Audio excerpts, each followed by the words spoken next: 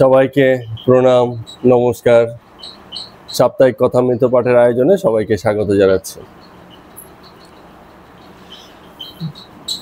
প্রশ্ন করছি প্রথমেই, কোনটা বেশি দরকার, খাবার না খিদে? খিদে। খিদে বেশি থাকলে কি হয়, সামনে যা খাবার দিয়েছে ও হাত ধোয়ারও শগুন নেই, খেতে শুরু করে, তাই না? তাহলে এত এত খাবারের আয়োজন করে কি হবে যদি খিদেটাই না থাকলো? খেতে মন চাইবে না, খেলেও সেই খাবারের আস্বাদন নেই। তো এত যে জোগাড় যন্ত্র, কি হবে এত কিছু করে, এত জোগাড় যন্ত্র করে, যদি ভিতরে সেগুলো প্রতি রুচিই না থাকলো? রুচি যদি না থাকে তাহলে যত আয়োজন সব বৃথা হয়ে যায়। ভক্তিপথে ঠিক সেম ঘটনাটাই হয়। ভক্তিপথে সবচেয়ে বেশি কি দরকার?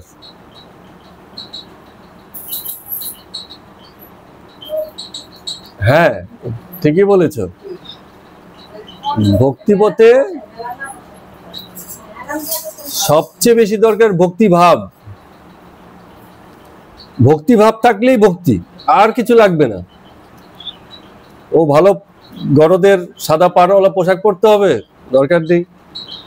ফুল বেলপাতা হাবিজাবির আয়োজন করতে হবে, কিচ্ছু দরকার নেই। ভক্তিপথে ভক্তের একমাত্র অনুষঙ্গ তার ভক্তিভাব। মনে ভক্তিভাব আছে তো সব ঠিক আছে, আর কিচ্ছু চাই না, কোনো জোগাড় যন্ত্র নেই। এটুকু জোগাড় হলেই হলো। কারণ আয়োজনের একটা ভারী প্রভাব আছে। যে আয়োজন করে নানান রকমের, তার একটা খুঁতখুঁতি ভাব থাকে, বুঝি কিছু বাকি রয়ে গেল, ঠিক মতো হলো না, কোথায় একটু নুন বেশি হলো কি কম হলো, কি সুন্দর করে সজ্জা হলো না, সাজানো হলো না, খুঁতখুঁত ভাবটা তার রয়ে যায়, কারণ সে আয়োজন করছে। আর যত খুঁতখুঁতানি থাকে তত অভাববোধ, এত কিছু করেও মনে হবে কিছু করা হলো না। এরকম হয় না? আগে হতো, এখন একটু কমই দেখা যায়। অনেক রকম আইটেম করে খাওয়ানো হচ্ছে, বলছে কিছুই তো করতে পারলাম না আপনাদের জন্য। হ্যাঁ, ব্যাপারটা এরকম অতৃপ্তি, যে এত কিছু করেও মনে হয় কিছুই হলো না। মা একটাকে বলছিলেন না, জীবন শেষ। জীবনে করাও তো হলো কত কিছু, এই জন্য তো জীবন শেষ। যখন করণীয় শেষ হয়ে যায় তখন জীবনের এমনিও কিছু বাকি থাকে না। যতক্ষণ করণীয় আছে ততক্ষণ জীবন বেশ চলছে, বিন্দাস চলছে, কোনো অসুবিধে নেই। তো চলুন, এই প্রারম্ভিক আয়োজন দিয়ে আমরা কথামৃতের ৭৬তম পর্ব আজকে আমরা শুরু করছি। ঠাকুরও বেশ আছেন, কোনো অভাববোধ নেই, চলছে এর সাথে ওর সাথে নানান রকম ভাবের সাথে মিলে মিশে, সবার সাথেই ভাব, কারোর সাথে কোনো বিদ্বেষ নেই। কথা বলছিলেন বলরামের ব্যাপারে, রাখালের ব্যাপারে। দুজনে বৃন্দাবন গেছিল। তো রাখালের কি ছিল, সেই মানে ভাগবত পাঠ শুনতে শুনতে তার মধ্যে শিহরণ জেগেছিল, তারপরে একেবারে ভক্তিভাব অর্থাৎ সমাধি, এই অবস্থা হয়ে গেছিল। তো ঠাকুর বলছেন যে রাখালের বড় সাকার ভাব, ও নিরাকার ফিরাকার বুঝে না, বয়স কম, অত শাস্ত্র পাঠের জ্ঞান নেই, কিন্তু যে কথা দিয়ে শুরু করেছিলাম, ভক্তিভাব এত বেশি, বাকি সব তুচ্ছ হয়ে গেছে। ওই শাস্ত্রের জ্ঞান না থাকলেও আর ওগুলো কোনো মানে করছে না, এত ভক্তিভাব, তাতেই সব চলে যাচ্ছে, এরকম সমাধি পর্যন্ত হয়ে যাচ্ছে ভক্তিভাবে। এত জোর, এত প্রচন্ড খিদে যে আর কিছু ভাবছে না, যা দিয়েছে, কি নষ্ট হয়েছে কি কি হয়েছে কোনো হুঁশ নেই, বল সব চলছে, দাও না কি আছে, সব চলবে, এরম ভাব, তীব্র আকাঙ্ক্ষা। তো ঠাকুর এসবগুলো খুব দেখেন। আবার ঠাকুর রাখালের জন্য চণ্ডীকে মানত করেছিলেন যাতে ও সুস্থ থাকে, ভালো থাকে। ঠাকুরের কিছু সংস্কার আছে, আগে পরে আমরা জেনেছি। আবার মাঝে মাঝে বাড়িতে পাঠিয়ে দিতেন ঠাকুর, বলে কিছু যদি ভোগ থাকে একটু শেষ হয়ে আসুক। এগুলো ঠাকুরের চেতনা, অন্তর্দৃষ্টি, দূরদৃষ্টি, যে দেখছে যে বয়স কম, বলে আস্তে আস্তে আরো বেশি তৈরি হোক, ভোগের শেষ না হলে বৈরাগ্যের প্রতিষ্ঠা হবে না, বলে কিছু থাকলে শেষ হয়ে যাক। তো বৃন্দাবনে গেছে, চিঠি লিখেছে ইয়ের কাছে, মাস্টারমশাইয়ের কাছে, বলে এখানে ময়ূরী নৃত্য করে। এখন ঠাকুর বলছেন যে ময়ূর আর ময়ূরী নৃত্য তোর দেখার দরকার কি? তাহলে তো বাড়ির দিকে টান হবে, দরকার নেই। ময়ূরের মতো নৃত্য করছে, তুই বৃন্দাবনে ঘুরে বেড়াচ্ছিস, এরম ভাব। হ্যাঁ, কিন্তু ওই যে সঙ্গে যে আছে বলরামের কথাও বলছে, বলে ওর কি সুন্দর স্বভাব। বলরাম হচ্ছে উড়িষ্যার ছেলে, হ্যাঁ, মানে কোঠারে হচ্ছে ওদের বাড়ি। তো ও যখন এই বাংলাতে ছিল, তোর ভাই মাসোহারা পাঠাতো বাড়ি থেকে, চলবে কি করে, অবস্থাপন্ন বাড়ি তো, ছেলের ভাইয়ের জন্য মাসোহারা দিত। তো ভাই একবার চিঠি লিখেছে, বলে তো মিছিমিছি তুই ওই দেশে পড়ে থাকিস, এখান থেকে মাসোহারা পাঠিয়ে তোকে চালাতে হয়, তো দরকার কি, তুই বরঞ্চ বাড়ি চলে আয়, খরচাই যদি দিতে হয় তাহলে দূর দেশে থেকে লাভ কি, এখানেই চলে আয়। ঠাকুরের এই কথা, মানে ওর ভাই ওই কথা লিখেছে। কিন্তু বলরাম তাতে কিন্তু সে তার অবস্থান পরিবর্তন করেনি, বলছেন না আমি ঠাকুরের কাছেই থাকবো। তো বলরামের এত ভালো স্বভাব যে বৃন্দাবনে যে গেছে, এখন বৃন্দাবনে থাকতে গেলে তো মানে বাংলার থেকে খরচা বেশি, হতে পারে সাধুর স্থান, তীর্থস্থান, কিন্তু সেখানেও থাকা খাওয়ার অন্যান্য খরচা আছে। তো খরচা মেটাবে বলে, বেশি দিন থাকবে বলে, সে মালিদের সঙ্গে ফুল গাঁথার কাজ করছে, তাতে কিছু আয় হবে, তাই দিয়ে বৃন্দাবনে আরো কটা দিন বেশি থাকতে হবে। কত ভক্তি! তাহলে ভক্তির ক্ষেত্রে কোনো যোগার যন্ত্রের দরকার নেই, মালির কাজ করে, ফুল গাঁথার কাজ করে যে পয়সা হচ্ছে, তাই দিয়ে আরো বেশি দিন বৃন্দাবনে থাকতে পারে, তাই জন্য সেই কাজ করছে, অত দূর বৃন্দাবনে গিয়েও। এতটা ভাব, এইটাকেই বলে ঈশ্বর কর্ম। মানে যা করছি আমার জন্য না, ঈশ্বরের হিসাবে কর্ম করছে, ঈশ্বরের জন্যই কর্ম করা। এখন ঠাকুরের ব্যাপারে একটা বরাবর কমপ্লেইন আছে, ঠাকুর কেবল এই ছেলে ছোকরাদের ভালোবাসে। ঠাকুরও বলছেন হ্যাঁ বাসি তো, ওদের ভিতরে কামিনী কাঞ্চনের প্রভাব দেখি না তো, এখনো নিত্য সিদ্ধ মনে করি। আর বয়স্ক বুড়োগুলো যা আসে, সব সংসারে একেবারে মানে ভীষণ রকম মেতে আছে। হ্যাঁ, মেয়েদের ব্যাপারে বলবে, মেয়েদের নিয়েও ঠাকুরের এটাকে কি বলবো, ছুত মার্গ আছে। এখন বলছেন ঠাকুর, বলে নরেন্দ্র যখন প্রথম এলো, নরেন্দ্র মানে কে, স্বামী বিবেকানন্দ, বলে নরেন্দ্র যখন প্রথম এলো, গায়ে একখানা ময়লা চাদর, দেখে এমন কিছু মনে হয় না, সাধারণ ছেলে মনে হয়, কিন্তু চোখ মুখ দেখে কিন্তু তা মনে হয় না, চোখ মুখ খুব উজ্জ্বল। মানে ভিতরে কিছু থাকলে না, মানুষের চেহারার ভিতরে সে উজ্জ্বলতাটা এসে যায়। ভক্তিপথে গেলে ভক্তের চেহারা এমনিতেই নরম হয়ে যায়, আপনারা দেখেছেন কিনা জানি না, আমার তো খুবই মনে হয়। হ্যাঁ, চেহারার মধ্যে একটা কোমলতা, একটা নরম ভাব যেন চলে আসে ভক্তিপথে। তো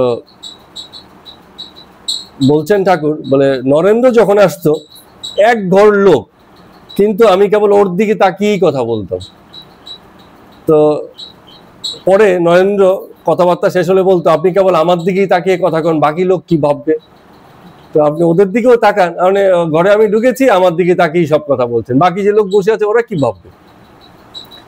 তো এই যখন বলে দিত, পরে যখন আবার কথা শুরু করতাম, তখন অন্যদের দিকেও তাকাতাম। তার আগ পর্যন্ত ওকেই যেন দেখছি, আর কেউ নেই, এক ঘর লোক, অথচ ওকেই দেখছে, এরকম অবস্থা।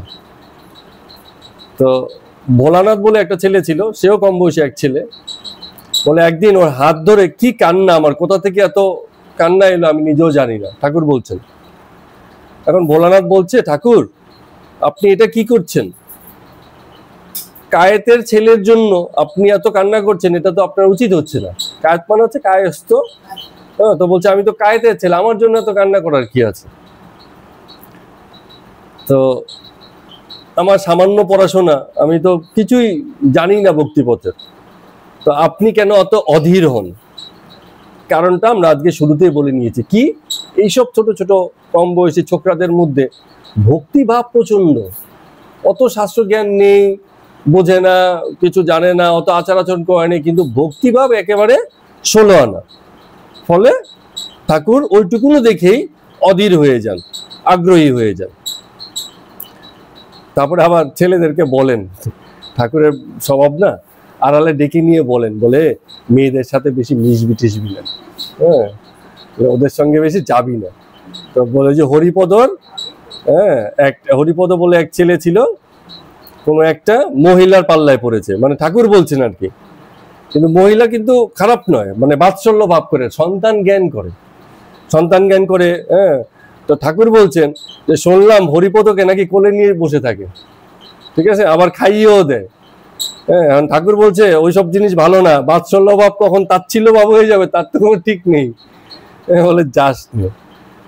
তো কারণ কি, ঠাকুরের অনেক অভিজ্ঞতা, তো জানে জীবন, মানে জগতের হিসেবটা না খুব জটিল, ভোগের হিসেব তো ওখানে ত্যাগটা বেশিক্ষণ স্থির থাকে না, ত্যাগের ভাব থেকেই কখন যে ভোগে এসে যায় এটা কেউ বলতে পারে না। তো বলছেন ঠাকুর যে ওদের বর্তমানের সাধন মানুষ নিয়ে সাধন, মানে ওই যে ওই অন্যান্যদের কথা বলছে যে মানুষকে মনে করে শ্রীকৃষ্ণ, যে মানুষই শ্রীকৃষ্ণ, এই কথাটা কি ঠিক? পৃথা কিছু বলবে? মানুষই কি শ্রীকৃষ্ণ? যে কোনো মানুষই শ্রীকৃষ্ণ?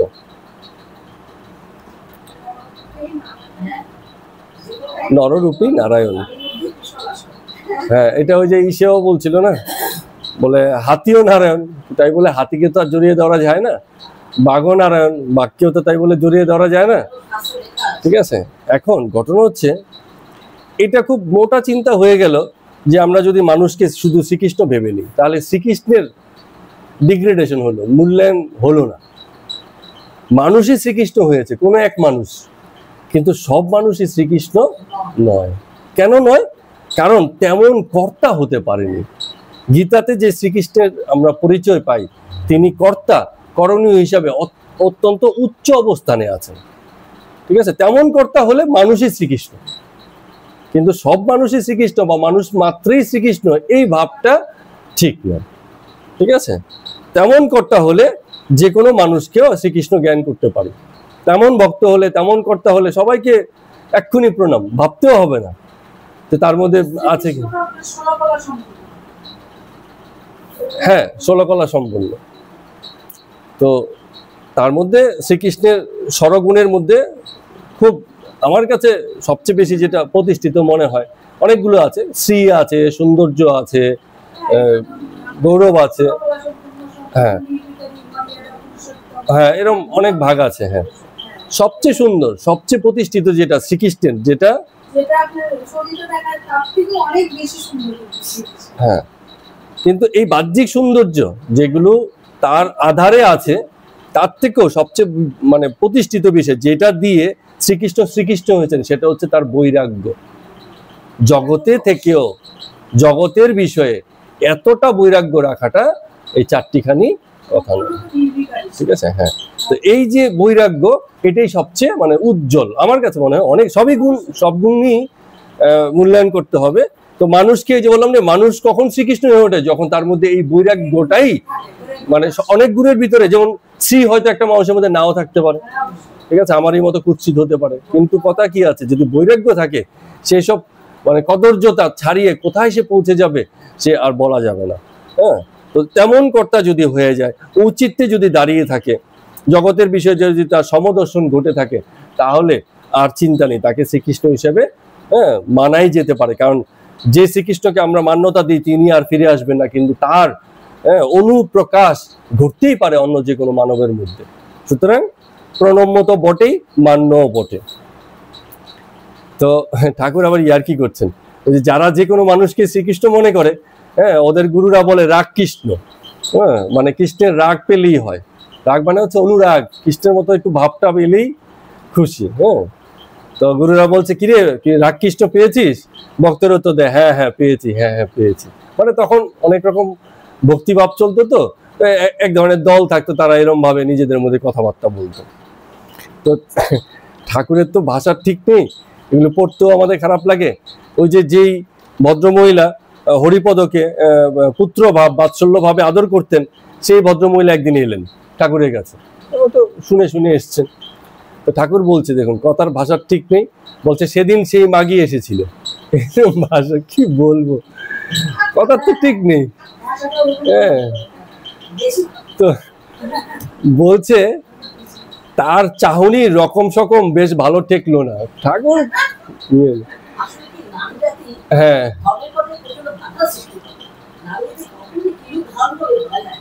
তো আরে সে মুনিকে পর্যন্ত বিভ্রান্ত করে দিয়েছে স্বর্গের মেনকা এসে। হ্যাঁ, তো আছে বিভিন্ন গল্পগুলো। হ্যাঁ, ইন্দু পাঠিয়েছিল। তো ঠাকুর বলছেন যে ওকে আড়ালে ডেকে নিয়ে গেছে। হ্যাঁ, ডেকে নিয়ে গিয়ে বলছে যে হরিপদকে নিয়ে যা করছো করো, কিন্তু কখনো কোনো অন্যায় ভাব মনে এনো না, বলে দিয়ে পাঠিয়ে দিয়েছে। আর কি বলবে। এখন বলছেন যে ছোকরাদের সাধন অবস্থা, এই সময় দরকার ভীষণ রকম ত্যাগ। হ্যাঁ, তো ছোকরাদের এও বলি যে মেয়েদের চিত্রপটও দেখো না। চিত্রপট মানে হচ্ছে ছবি, ছবিও দেখো না। হ্যাঁ, তো এবারে যে বললো না যে ঠাকুরের কাছে মেয়ে ভক্ত আসতো না, এবার বলছেন যে আমার সঙ্গে যখন মেয়ে ভক্তরা দেখা করতে আসতো, খানিকক্ষণ বসার পর ওদের বলতাম যে চলো তোমরা গিয়ে ওই বাগান ঘুরে আসো, নদীর পাড় ঘুরে আসো, মন্দির দেখে আসো, এই করতো। এখন অনেক মেয়েরা ঠাকুরের কথা শুনতে আসছে, বসে থাকতো। বলে যখন দেখছি যে ওরা উঠছে না, তখন নিজেই উঠে চলে যেত, তাও সামনে থাকতাম না। তো হ্যাঁ, কথা ঠিক। অ্যাকচুয়ালি কি হয়েছে, সেই সময়টা আর এই সময়টার মধ্যে অনেক পার্থক্য আছে। এখন তো কত মেয়েরা মায়েরা ভক্তিভাবে কত প্রতিষ্ঠিত হয়েছে, আগে সুযোগ ছিল না। মেয়েদেরকে ঘরবন্দি করে রাখতো, তাদের মানে সার্ভাইভালটাই খুব মুশকিল ছিল। সংসারে দুটো খেয়ে পড়তে পারাটাই মুশকিল, সেই সময়টা এত বাজে সময়। তো সেখানে এত ভক্তিভাবের জায়গা তো খুব মুশকিল। যার মানে অর্থনৈতিক প্রতিষ্ঠা ছিল তেমন কারো কারো থাকতো ভক্তিভাব। যেমন রানী রাসমণির ছিল, অর্থনৈতিক প্রতিষ্ঠা ছিল, স্বামী যখন মারা গেছে, ক্ষমতা এসে গেছে, নিজের কাছে করতে পেরেছে। কিন্তু এরকম তো সবার ক্ষেত্রে হতো না, বা হওয়ার সুযোগ ছিল না, সেই দিনকেও ছিল না। না না, বাপের বাড়ির অবস্থা ভালো ছিল না বিয়ের পরে। হ্যাঁ, তো বলছি সেই জায়গাটা তৈরি হয়েছিল বলে তিনি কিছু করতে পেরেছিলেন।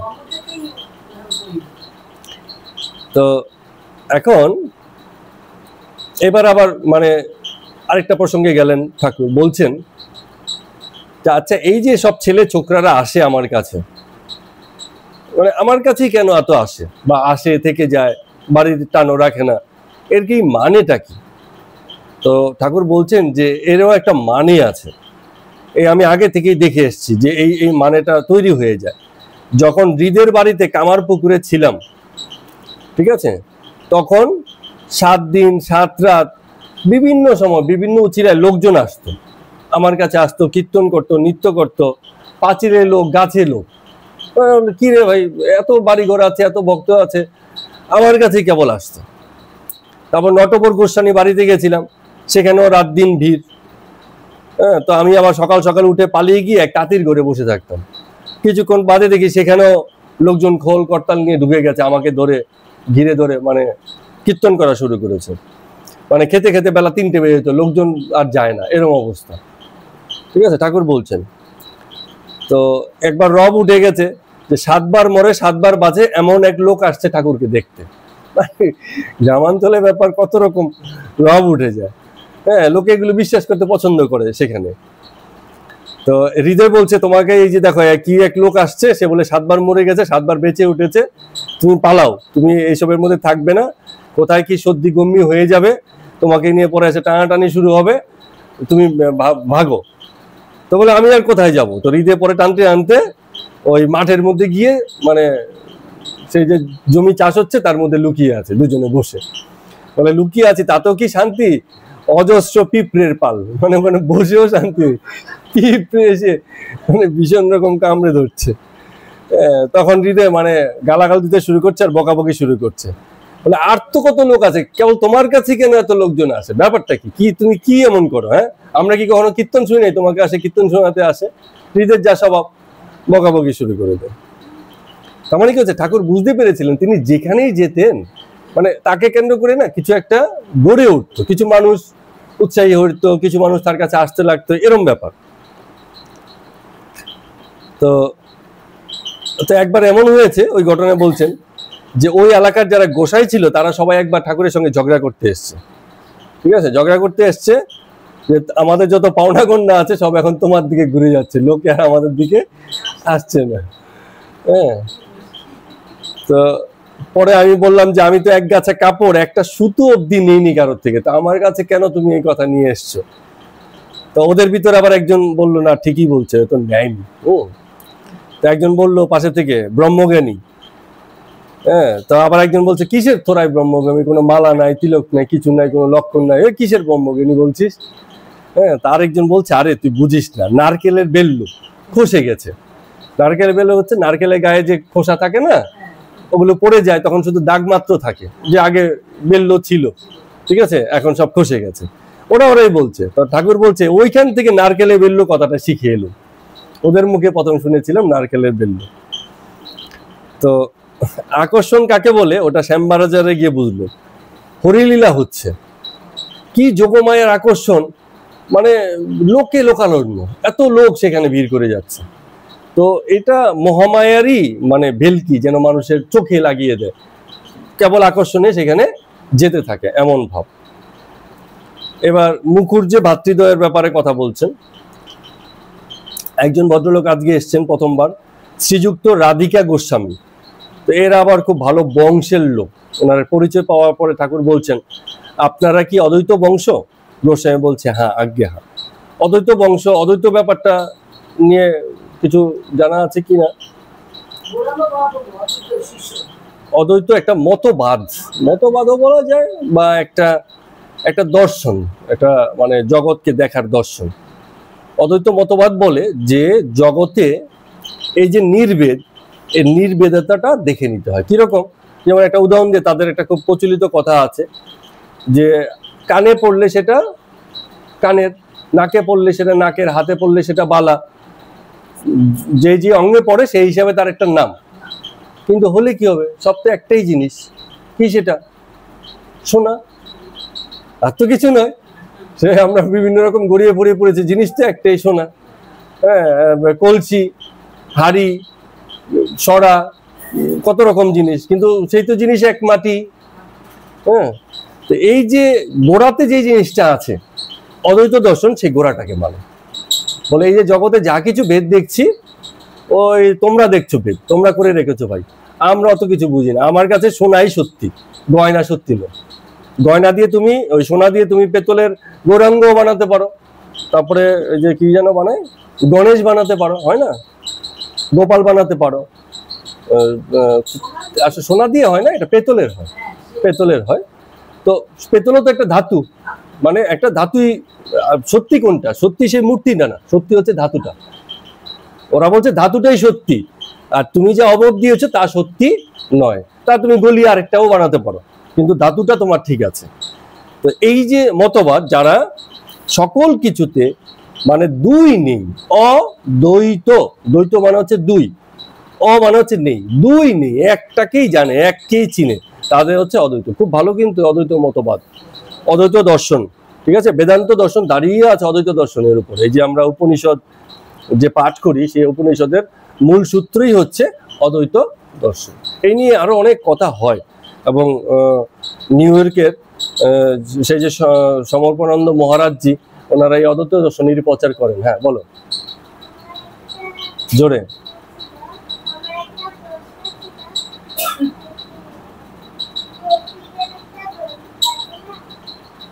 গোপীদের,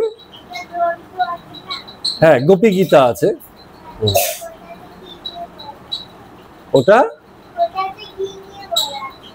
যদি আমরা পড়ি তাহলে আমরা নিশ্চয়ই জানতে পারবো।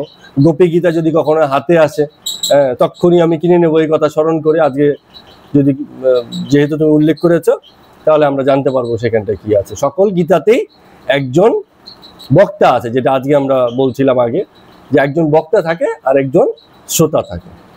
এখানে কি আছে, ওই আমাদের যে শ্রীমদ ভাগবত গীতা, সেখানে বক্তা হচ্ছে ভগবান শ্রীকৃষ্ণ আর শ্রোতা হচ্ছে অর্জুন। তো এরকম সব জায়গাতেই বক্তা থাকে, শ্রোতা থাকে, তবে গিয়ে সেটা হয়, গীত হয়। তো যাই হোক, এই যে ভদ্রলোক এসছেন, যে নাম হচ্ছে কি রাধিকা গোস্বামী, শ্রীযুক্ত রাধিকা গোস্বামী, তিনি অদ্বৈত বংশের। তো ঠাকুর মানে তাকে হাত জোর করে প্রণাম করছেন, আর গোস্বামীজিও হাত জোর করে প্রণাম করছেন। তো ঠাকুর বলছেন যে অদ্বৈত গোস্বামীর বংশ আকরের গুণ আছে, মানে বড় বংশে হলে কি হয়, তার একটা প্রভাব থাকে। এটা কিন্তু আমরা এর আগেও ব্যাখ্যা করেছি। পারাদ্য কোথায় যাবে, তাদের পূর্বপুরুষরা যেই মানসিকতা, যে জায়গা থেকে জগতে জীবন বেঁচেছেন, তার একটা বংশ পরম্পরায় প্রবাহ কম বেশি থাকে। সেই কবে কোন কালে পরদাদা ডাকাত ছিল, আজকে এত বছর পরে নতুন মানে নাতি হয়েছে, তার মধ্যে পুরো মানে সেই সন্ডা মার্কা ভাব। তার মানে কি এত বংশ হয়ে আবার রিটার্ন হচ্ছে, ফিরে আসে এই গুণগুলো, পচ্ছন্ন থাকে, পরে আবার এগুলো ফিরে আসে, এই কথাটা বলছে। তো এই কারণে ঠাকুর এগুলো খুব মূল্যায়ন করেন, বলছেন আকর আছে, গুণ আছে। যেমন নেকো আমের গাছ নেকো আমই হয়, মানে ভালো ভালো আম হয়। হ্যাঁ, কিন্তু অনেক সময় হয় না, কখন যদি মাটির গুণ খারাপ হয়ে যায়, তখন দেখা যায় একটু ছোট হলো কি একটু বড় হলো, কিন্তু টেস্টটা, মিষ্টত্বটা ঠিক ওরমই থাকবে, কারণ জাতটা ভালো। ঠিক আছে, আপনি কেউ বলেন, ওটাই সেকে বলছে, ওই যে রাধিকা গোস্বামীকে জিজ্ঞেস করছে, রাধিকা গোস্বামী বলছে বিনীতভাবে, আজ্ঞে আমি কি জানি, এটা আপনিই বলছেন। হ্যাঁ, রামকৃষ্ণদেব বলছেন যে তুমি যাই বলো, অন্য লোকে ছাড়বে কেন? ব্রাহ্মণ হাজার দোষ থাকুক, তবু ভরদ্বাজ গোত্র, শাণ্ডিল্য গোত্র বলে সকলের কাছে পূজনীয়।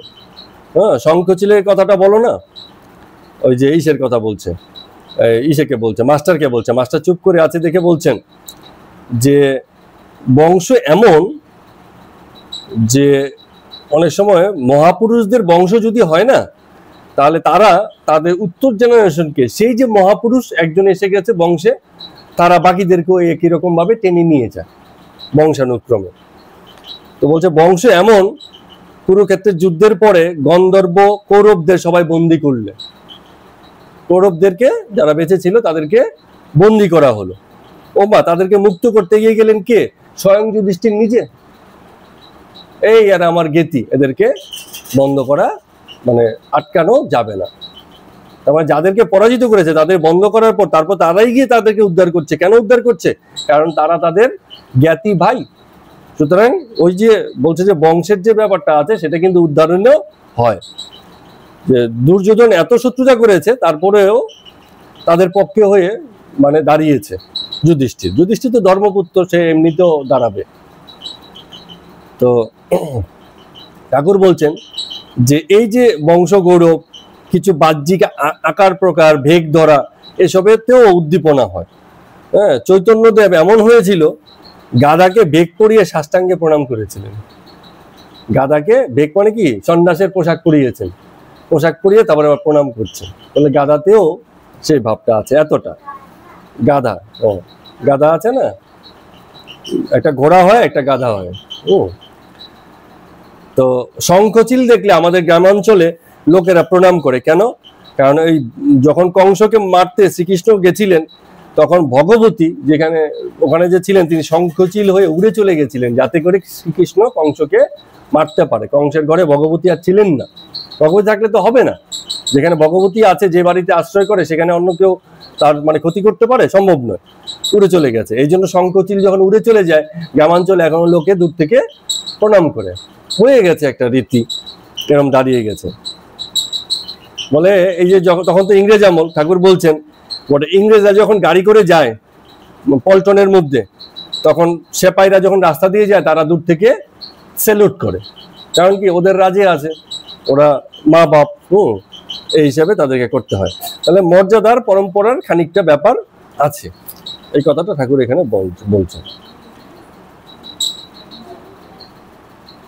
বলছে শাক্তের তন্ত্রমত, বৈষ্ণবের পুরাণ মত, কিন্তু তান্ত্রিকদের একটা ব্যাপার আছে। বৈষ্ণবদের হচ্ছে প্রকাশ, এই যে এতবার মালা জপ, এরম করে তিলক কাটতে হবে, এই পোশাক থাকবে, চুলের এই থাকবে, পিছনে টিকি থাকবে, পোশাক এই থাকবে, নিয়মের বারবারন্ত।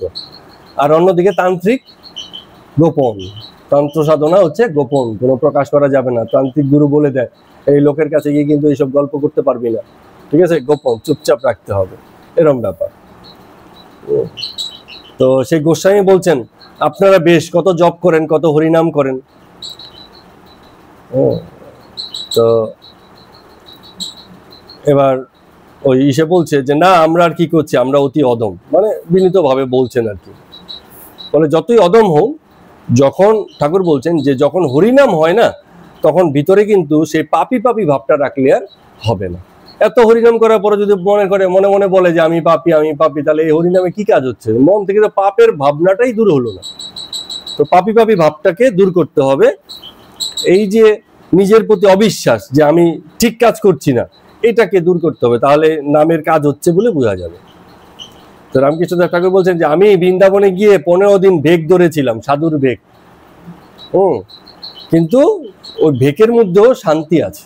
ওই যে ভেক ধরেছিলাম 15 দিন, তাতেও মনে হয়েছে যে না, আমি জগতের যেন স্পর্শ থেকে, যত জগতের যত বন্ধন আছে সেখান থেকে যেন মুক্ত হচ্ছি, মুক্ত থাকছি, এরম ভাব। তো বলছেন যে আমার তো আছে একটা মাত্র মানে গামছা, আর আছে একটা রঙের গামলা, যখন যেটা মন চায় ওটাতে ছাপিয়ে নিই। লাল রং চাই তো লাল রং ছাপিয়ে নিচ্ছি, নীল রং চাই তো নীল রং ছাপিয়ে নিচ্ছি। তো একজন খুব শেয়ানা আছে, বলে আপনার গামছা আমি দেখতে চাই না, ওই রঙের পাত্রটাই আমায় দিন। হ্যাঁ, কেন? কারণ আমি জানি আপনি কি করে নতুন নতুন রং সাজান, তা আমাকে সেটা দিন। এই যে রঙের পাত্র, এটাই হচ্ছে নির্ভেদ, জগতে ভেদ না করা, সমদর্শন। জগতে সমদর্শন না হলে ওই যে একটা রং ছাপিয়ে নিয়েছে, লাল নীল হলুদ গেরুয়া, ওতেই আটকা পড়ে আছে, ওখান থেকে আর বেরোতে পারবে না। আমাদের রাজনৈতিক দলগুলো যা হয়েছে, রাজনৈতিক দলেরও রং থাকে, অদ্ভুত ব্যাপার দেখুন। ওই রঙের হলেই ওই রাজনৈতিক দল, স্লোগান থাকে ওদের, এই স্লোগান, বাকিদের নয়, এরম ব্যাপার। তো ঠাকুর বলছেন যে আমি এসব করি কেন? কারণ এক গেয়ে হতে আমার ভালো লাগে না। ওই আমি একরকম হয়ে গেলাম, সবাই ভাববে যে সে ওরকমই, হ্যাঁ, সেটা ভালো লাগে না। আর আমি অত পরোয়া করি না, কেউ আমাকে পছন্দ করলো কি করলো না, অত কিছু মানে ভাবি না। আসলে আসুক, না আসলে না আসুক, কি আসে যায়।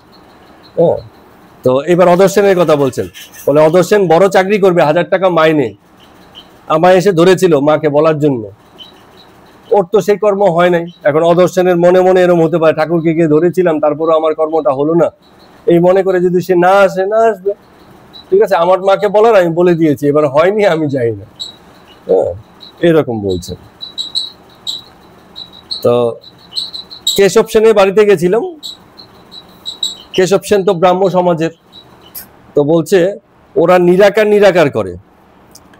তো তখন ওখানে গিয়ে মায়ের সঙ্গে কথা বলছি, মনে মনে বলছি, মা তুই আর যাই করিস এখানে কিন্তু আসিস না, ওরা কিন্তু তোকে মানবে না, ওরা রূপ টুপত মানে না। হ্যাঁ, তো এই যে সাম্প্রদায়িকতা, বিভিন্ন সম্প্রদায় ভাগ বা ভেদ, এসব নিয়ে ঠাকুর বরাবর সমালোচনা করেছেন, কিন্তু কারো পক্ষ নেননি। এমন হয়নি যে একে ভালো বলে এর পক্ষে দাঁড়িয়ে গেছেন, সবাইকেই কম বেশি সমালোচনা করেছেন, সবার ব্যাপারে বলেছেন। তো বলছেন এবার বিজয়ের কথা বলছেন। বলে বিজয়ের এমন স্বভাব হয়েছে এখন, হরি হরি বলতে বলতে মাটিতে পড়ে যায়, মানে এত ভক্তিভাব। হ্যাঁ, 4টে রাত 4টে দিন কীর্তন করে, ধ্যান এইসব নিয়ে থাকে। এখন গেরুয়া পড়ে আছে, ঠাকুর বিগ্রহ দেখলে একেবারে সাষ্টাঙ্গ। গদাধরের পাটবাড়িতে আমার সঙ্গে গিয়েছিল, আমি বললাম এখানে তিনি ধ্যান করতেন। তিনি মানে হচ্ছে ওই যে যে গদাধর এখানে ধ্যান করতেন। তো যেই কথা শুনেছে অমনি সাষ্টাঙ্গে প্রণাম করে ফেললো। রাধাকৃষ্ণ মূর্তি দেখেছে, সেখানে সাষ্টাঙ্গ প্রণাম, মানে সব জায়গাতেই সে সাষ্টাঙ্গে প্রণাম করে, ভক্তিভাবটা বেশি। সাষ্টাঙ্গে মানে হচ্ছে হ্যাঁ, একদম শুয়ে পড়ে সামনে হাত দিয়ে পুরো প্রণাম, সাষ্টাঙ্গ প্রণাম মানে কি পূর্ণ সমর্পণ, যে আমার আর কিছু নাই উচ্চতা, আমি তোমার সবকিছু দিয়ে দিয়েছি, এরকম। তবে বলছেন যে বিজয়ের এখন খুব মানে তাকে পাওয়াই খুব ভার, কারণ কখনো তাকে ঢাকায় ডেকে নিয়ে যাওয়া হয়, কখনো ওখানে ডাকে, খুব ব্যস্ত মানুষ সে। রামকৃষ্ণদেব ঠাকুর বলছেন যে বিজয় এসে প্রায় প্রায় বলতো যে তুমি সাকারবাদীদের সঙ্গে মেশো, তুমি তো পৌত্তলিক। হ্যাঁ, তো ঠাকুর বলছেন আমি অতি উদার সরল, সরল না হলে ঈশ্বরের দর্শন হয় না, অত কি পৌত্তলিক কি, আমি আমাকে বলবে ব্রাহ্মবাদী কি বেদান্তবাদী, যত রকম বাদ আছে সবকিছুর বাইরেই আমাকে রাখো, আমাকে বাদী দিয়ে রাখো, এটাই সবচেয়ে ভালো হয়। কারণ কোনো বাদী আমি থাকবো না, হ্যাঁ, আর থাকলে খুব মুশকিল। হ্যাঁ, কোনো বাদে ঢুকে গেলে সেই অনুসারেই চলতে হয়। তা এবার ঠাকুর মুখুজ্জেদের সঙ্গে কথা বলছেন। মুখুজ্জে দুই ভাই, হ্যাঁ, প্রিয় মুখুজ্জে, একজন হচ্ছে মহেন্দ্র মুখুজ্জে। মহেন্দ্র মুখুজ্জে ব্যবসা করেন, আগে কারো চাকরি করেন না। আর প্রিয়নাথ হচ্ছে ইঞ্জিনিয়ার ছিলেন, তো এখন 35-36 বয়স, রিটায়ার্ড করে গেছেন, আর চাকরি টাকরি করেন না, টাকা পয়সা আছে। কেদেটি গ্রামে বাড়ি, আর বাগবাজারেও তারা থাকে। তো এরা প্রায় প্রায় ঠাকুরের কাছে আসে। তো একদিন ঠাকুর বলছেন, বলে তোমরা আসো, কিন্তু অনেকদিন হয়ে গেছে ততদিনে আসে, কিন্তু তোমাদের উদ্দীপনা হচ্ছে কোথায়? মানে একটু এগিয়ে যেন চুপ হয়ে গেছো, আর যেন এগোতে পারছো না। বলে সেই চাষার মতো কিন্তু ব্যাপার জেনে নিও। চাষা সাধু বলে দিয়েছিল একটু এগো, চন্দন কাঠ পাবে, তারপরে এগুতেই থাকবে। এখন চন্দন কাঠ এত ভরপুর পেয়েছে, তাতেই চাষা অনেক মানে পয়সা করে নিয়েছে। কিন্তু চাষার মনে তখন এসছে, সাধু তো তাকে থামতে বলেনি, বলছে এগো। তো চন্দন কাঠে ছাড়িয়ে যখন সে গেছে, রূপার খনি পেয়েছে, পরে সোনার খনি, এমন করে যত গভীরে যাবে ততই পেতে থাকবে। কোথাও গিয়ে থিতু হওয়ার নেই যে আমার হয়ে গেছে, আমি পেয়ে গেছি, আর কিছু পাওয়ার নেই, এরম যেন না হয়। ভক্তিপথে কেবল এগিয়ে যাওয়া। তো এক জায়গাতে বলছেন, প্রিয় হাসতে হাসতে বলছেন যে ঠাকুর কি করে এগোবো? হাতে পায়ে তো সংসারের বন্ধন, এগুতে দেয় না। রামকৃষ্ণ ঠাকুর বলছেন আর কি করে, বলে হাতে পায়ে তো বন্ধন, মনে তো আর বন্ধন নেই। হ্যাঁ, মনটা নিয়ে এগো। মনই বদ্ধ, মনই মুক্ত। তোমার বাহ্যিক যে বন্ধনের কথা বলছো, এটা মনে বন্ধন আছে বলেই, বন্ধন বোধ আছে বলেই তুমি বন্ধন মনে করছো। তো সেই গল্পটা শোনি, দুই বন্ধু, হ্যাঁ, একজন মেয়েদের বাইজি পাড়াতে নাচ দেখতে গেল, আরেকজন ভাগবত শুনতে গেল। তো মৃত্যুর পরে যে বাইজি পাড়াতে নাচ দেখতে গেছে তাকে নিয়ে গেছে স্বর্গে, আর যে ভাগবত শুনতে গেছে তাকে নিয়ে গেছে নরকে। কারণ কি? হ্যাঁ বলো।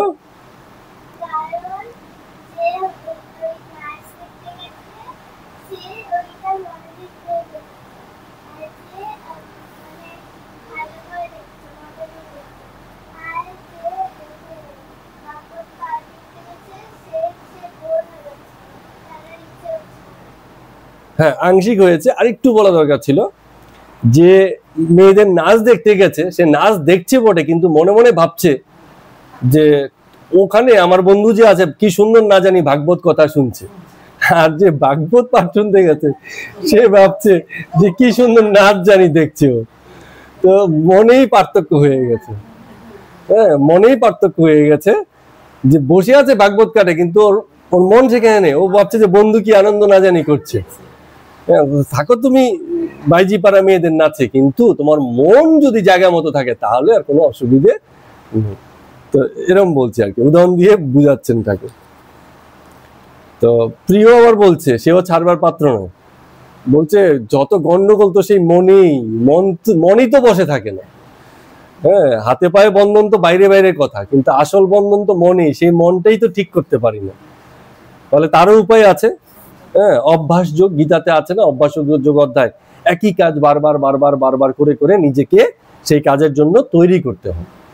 হ্যাঁ, আমরা ইংরেজিতেও শুনেছি এরকম বলে, হ্যাঁ, কি জানো, exercise makes a man perfect, এরকম না কথাটা?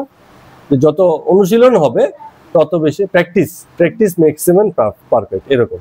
অনুশীলন যত করবে তত আস্তে আস্তে পারফেক্ট হয়ে যাবে। কিন্তু অনুশীলন না হলে শুধু ভাবের ঘরে চললে কাজ হবে না। তো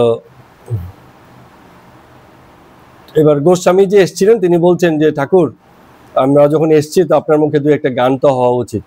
তখন ঠাকুর আবার গান গাইছেন, বলছে আমার অঙ্গ কেন গৌর হলো, মানে গৌরাঙ্গের গান গাইছেন। গোরা চাহে বৃন্দাবন প্রাণে, আর ধারা বহে দুনয়ন। বৃন্দাবনে গেছে বৃন্দাবন দেখতে, ও কোথায় বৃন্দাবন দেখছে, চোখ ঝাপসা হয়ে গেছে চোখের জলে, যে এইখানে আমার কৃষ্ণ একসময় লীলা করতেন। এই দেখে সেই কথা মনে করে চোখ দিয়ে অজস্র ধারায় জল পড়ছে, বৃন্দাবনের দৃশ্য আর দেখতে পাচ্ছেন না, এরম ভাব। তার মানে যে কথা আজকে শুরুতে বলছিলাম, ভক্তের কিচ্ছু চাই না, শুধু ভক্তি ভাব, আর কিচ্ছু হবে না। যে কোনো পজিশনে যেমন খুশি তেমন হোক, কোনো আয়োজনের ব্যাপার নেই। হ্যাঁ, ভক্তি পথের সুবিধেই এই শুধু প্রেম আর ভক্তি এই নিয়েই এগিয়ে যাওয়া, আর কিছু চাই না। তো বলছে এইখানে সব ভাবের মহামিলন হয় দক্ষিণেশ্বরে। কথাটা কিন্তু সুন্দর বলেছে। হ্যাঁ, কারণ এখানে বৈষ্ণব আসে, শাক্ত আসে, বেদান্তবাদী আসে, কর্তা ভজা আসে, ইদানিং ব্রহ্মজ্ঞানী ব্রাহ্মরাও আসে, আবার ব্রাহ্মদের অনুষ্ঠানেও ঠাকুর যান। ঠিক আছে, কর্তা ভজাটা নিয়ে একদিন বলেছিলাম। তো কর্তা ভজার মতটাও কিন্তু বেশ সুন্দর। তারা ব্যক্তির কর্তা হওয়াটাকে খুব মূল্যায়ন করে। ঠিক আছে, আমরা সবাই তো মানুষ, ভুল ভ্রান্তি, সুখ দুঃখ সবকিছু নিয়ে, কিন্তু তার মধ্যে যে যথার্থ কর্তা হবে সে জগতে উচিত কর্ম করতে পারবে। গীতারও তাই মত, যেখানে কর্তৃত্ব প্রতিষ্ঠিত হয় সেখানে আর কিছু লাগে না, তখন ওই শাস্ত্র ওই কর্তাই ঠিক করে দেয়।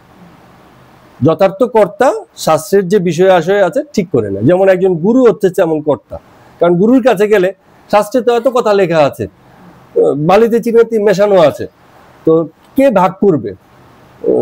থোড়াই সময় আছে শিষ্যের এত যে আমি এত শাস্ত্র পড়ে ভাগটাগ করবো, কিন্তু গুরু তো পড়ে ফেলেছেন।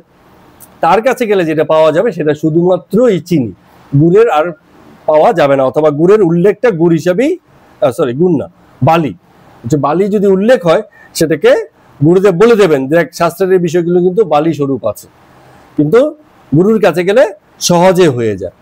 তো এই জন্য যথার্থ কর্তা যে হয়েছে তার ভজন চলতে পারে। যদি কাউকে মনে হয় যে না ইনি কর্তা স্বরূপে যথার্থ হয়েছেন, তার অনুসরণ করা যেতে পারে, এটাকে বলে কর্তা ভজা, এটা একটা মত। ঠিক আছে, তো ঠাকুর বলছেন এক তারই ইচ্ছা, উপরে যিনি আছেন সেই তারই ইচ্ছাতেই নানা ধর্ম নানা মত হয়েছে, বৈচিত্র্য জগতে রেখেছেন। ওই যে মাছ আনলে পরে সব ছেলেকে, 5 ছেলে আছে, সব ছেলেকে একই রকম রান্না করে দেন না, কাউকে মাছটাকে ভেজে দিচ্ছেন, কাউকে ঝোল করে দিচ্ছেন, হ্যাঁ, কাউকে আরেকটা আইটেম করে দিচ্ছেন, একই মাছ বিভিন্ন রকম করে দিচ্ছেন, যার পেটে যা সয়। তো জগতে এই যে এত ভাব, যার যেমন প্রকৃতি, যার যেমন স্বভাব, সে সেই হিসাবে সেই ভাবটা নিয়েই থাকতে পছন্দ করে। যে বৈষ্ণব মতে আছে তাকে শাক্ত মতে নেওয়া যাবে না, তার ওটা পছন্দ না, ওরকম ভাবে তার হচ্ছে না। তো তাহলে কি করবো? তাকে সরিয়ে রাখবো, সমাজ ছাড়া করবো, দল ছাড়া করবো না, সেও থাকবে এরকম। তো এবার ঠাকুর বলছেন যে বারোয়ারিতে যখন মূর্তি করে তখন নানান রকম মূর্তি করে, রাধাকৃষ্ণ, হর পার্বতী, সীতারাম, আরো কত রকম ঠাকুর দেবতার মূর্তি। আপনি দক্ষিণের মন্দিরগুলোতে যান, এমন সব ঠাকুর দেবতার মূর্তি যা আমরা চিনি না, বলে এই আবার কোন দেবতা? ঠিক আছে, এরকম ভাব। তো এরকম বারোয়ারি মূর্তি যখন গড়ে তো সব রকম মূর্তি থাকে। এখন কি হয়, যার যেখানে ভক্তি সে সেখানে গিয়ে দাঁড়িয়ে পড়ে। যারা বৈষ্ণব তারা রাধাকৃষ্ণের সামনে গিয়ে দাঁড়িয়ে পড়বে, আবার যারা শাক্ত তারা হর পার্বতীর সামনে দাঁড়িয়ে পড়বে, কেউ রাম ভক্ত হলে রাম গীতার সামনে দাঁড়িয়ে পড়বে, রাম সীতার সামনে দাঁড়িয়ে পড়বে। আবার কেউ কেউ থাকে যে সব ঠাকুরই দেখে বেড়াচ্ছে, কোনো কিছুতেই তার মন নেই, সবেতেই মন, কোনো কিছুতেই মন নেই। কেউ আবার কিছুই দেখে না, বাড়ির সজ্জা দেখছে, কে কোন শাড়ি পরালো, কোন পার পরালো। ঠিক আছে, আমি একজনের সঙ্গে এরকম একটা মন্দিরে গেছি, রাধাকৃষ্ণের বিগ্রহ হয়েছে, এত সুন্দর শাড়ি পরিয়েছে, আমার কাছে সুন্দর লাগছে, কিন্তু সে দেখেই বলছে বাহ কি সুন্দর শাড়ি, হ্যাঁ, পরিচ্ছদটা কত সুন্দর। তো তখন কি হচ্ছে, ওই মানে অন্যদিকে মনটা চলে যায়, বহিরঙ্গে মন থাকে, বাইরে বাইরে। তো এইসব কথা যখন ঠাকুর বলছেন, বাকি সবাই আবার হাসাহাসি করছে একজন একজনের দিকে।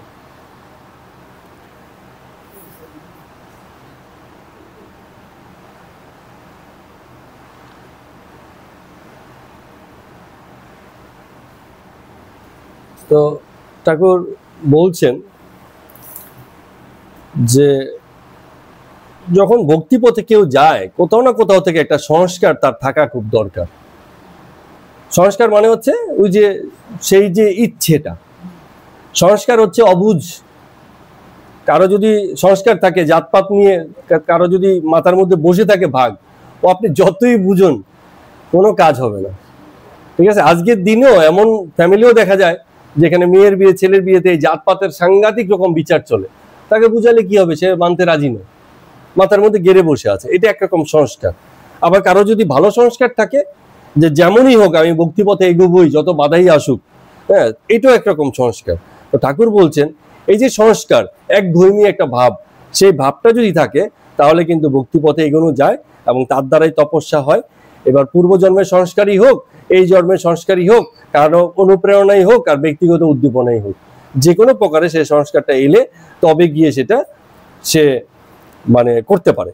আর এই যে সংস্কার, এই সংস্কারের একটা উদাহরণ দিচ্ছেন, বলছে দ্রৌপদীর যখন বস্ত্রবরণ হচ্ছিল তো অনেককে ডেকেই সে সময় পাওয়া যায়নি, তো ক্রন্দন করতে করতে এক সময় ঠাকুরের নাম নিলেন, মানে শ্রীকৃষ্ণের আর কি।